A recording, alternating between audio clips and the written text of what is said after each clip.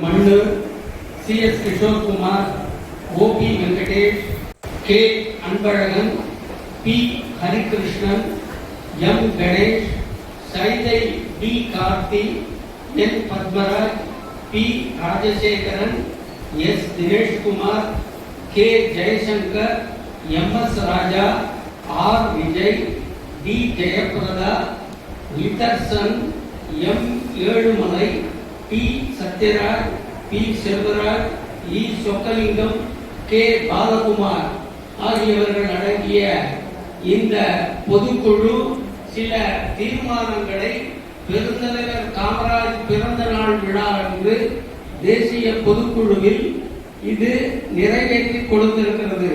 அதை நான் இப்பொழுது உங்கள் முன்னே படிக்கிறேன். அதற்கு ஒப்புதல் கொடுத்து இதை ஆதரிக்க வேண்டும் என்று தேசிய பொதுச் செயலாளர் என்ற முறையில் உங்கள் அனைவரையும் கேட்டுக்கொள்கிறேன். பொதுக்குழு தீர்மானங்கள். 1. தேசம் முழுவதும் அனைத்து மாநிலங்களில் இருந்து 16 வயது நிரம்பிய இளைஞர்களுக்கு கட்டாய ராணுவ பயிற்சி 2 ஆண்டு காலம் அளிக்க மத்திய அரசை தேசிய ஸ்தாபன காங்கிரஸ் கோருகிறது. 16 வயதில் இடைநிறுத்தம் செய்யப்பட்ட படிப்பை ஓராண்டு பயிற்சிக்கு பிறகு அந்த இளைஞர்கள் தொடர வழிவகை செய்ய வேண்டும் என்று மத்திய அரசை கேட்டுக்கொள்கிறது. அக்னிபாத் திட்டம் என்பது விருப்பப்பட்டவர்கள் சேருகிற திட்டம். தேசிய ஸ்தாபன காங்கிரஸ் கோருவது கட்டாய ராணுவ பயிற்சி. இத்திட்டம் கொண்டு வரப்பட்டால் இளைஞர்களிடையே ஒழுக்கத்தையும் தேசபக்தியையும் நிச்சயமாக நிலைநிறுத்திட முடியும் என்பதில் தேசிய ஸ்தாபன காங்கிரஸ் உறுதியாக இருப்பதால் கட்டாய ராணுவ பயிற்சியை நடைமுறைப்படுத்த மத்திய அரசை வலியுறுத்துகிறது. தீர்மானம் 2. தனியார் நிறுவனங்களில் பணி செய்து ஓய்வு பெற்றவர்களுக்கு ஓய்வூதியமாக ரூபாய் 1000 மட்டுமே வழங்கப்படுகிறது. தொழிலாளர் நலத்துறையில் ஓய்வூதியர்களால் கோரப்படாத சில 1000 கோடி ரூபாய் தேங்கி கிடப்பதாக தகவல் அறியும் உரிமை சட்டத்தின் கீழ் காங்கிரசால் பெறப்பட்டுள்ளது. இதற்கான வட்டி தொகையும் அமைச்சரவைக்கே போய் சேருகிறது. UPA ஆட்சி காலத்திலேயே ஓய்வூதியர்கள் தங்களது ஓய்வூதியம் உயர்த்தப்பட வேண்டும் என்ற கோரிக்கை அப்போதைய அமைச்சர் ஆஸ்கார் பெர்னாண்டஸிடம் வைக்கப்பட்டு அவர் இந்த கோரிக்கை பரிசீலிக்கப்பட வேண்டியதாக முடிவெடுத்து பாராளுமன்ற நிலைக்குழுவுக்கு அனுப்பி பரிந்துரை செய்திருக்கிறார்.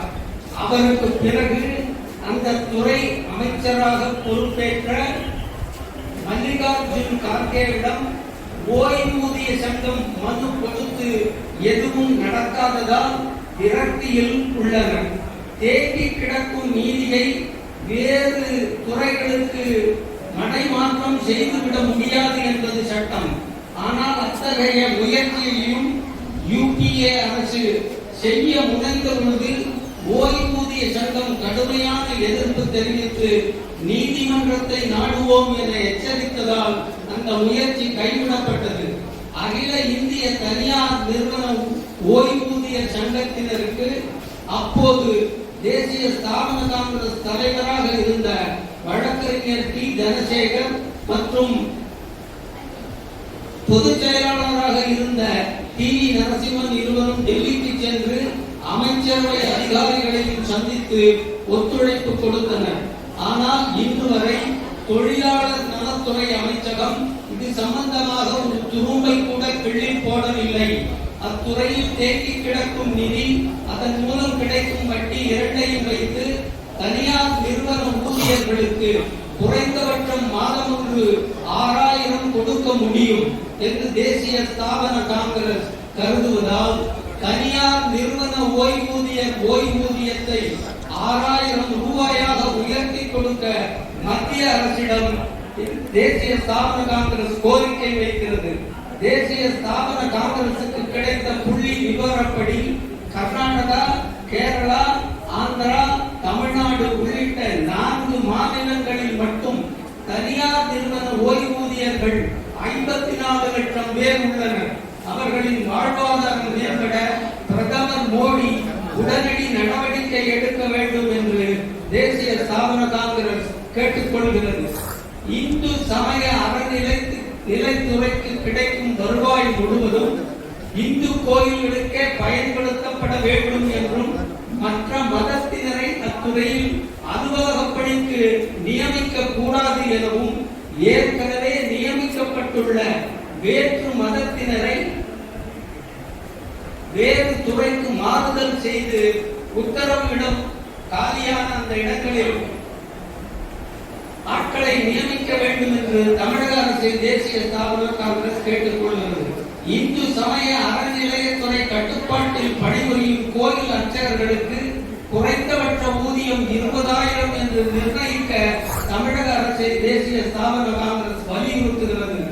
ஆகம விதிகள் பற்றி ஏதும் அறியாத மாற்று மதத்தினரை நிர்வாக அலுவலர் பொறுப்புகளில் அமர்த்துவதால் இந்து மத சம்பிரதாயங்கள் சடங்குகள் செய்வதில் சிக்கல் ஏற்படுவதை தடுத்து நிறுத்த மாற்று மதத்தவர் நியமனங்களை அறவே நிறுத்திட தமிழக அரசு கேட்டுக்கொள்கிறது. தமிழர் பண்பாடு கலாச்சாரம் காக்கப்பட்டு கோவில்களில் தேவாரம், திருவாசகம், திருமந்திரம், திவ்ய பிரபந்தம், திருப்பாவை, திருவம்பாவை வகுப்புகள் நடத்த அதற்கான கட்டமைப்பை ஏற்படுத்தி கொடுத்து நிதியையும் ஒதுக்கி தர வேண்டும் என்று தமிழக அரசை தேசிய ஸ்தாபன காங்கிரஸ் கேட்டுக்கொள்கிறது. ஜாதி துவேஷத்தை கட்டமைத்து விட்டுள்ளதாக குற்றம் சாட்டப்படும் இந்த அரசில் அதை போக்கிக் கொள்ள அந்தனர் நலவாரியம் அமைத்து தன் மீது படித்துள்ள கரையை துடைத்துக் கொள்ள வேண்டும் என்றும் தேசிய ஸ்தாபன காங்கிரஸ் கேட்டுக்கொள்கிறது. தமிழகத்திற்குள் ஓடும் நதிகளை இணைத்து வெள்ளப்பெருக்கை தடுக்க தடுப்பணைகள் பலவற்றை கட்டி விவசாயிகள் முப்போகம் பயிர் வைத்து அவர்களின் வாழ்வு செழிக்க வழிவகை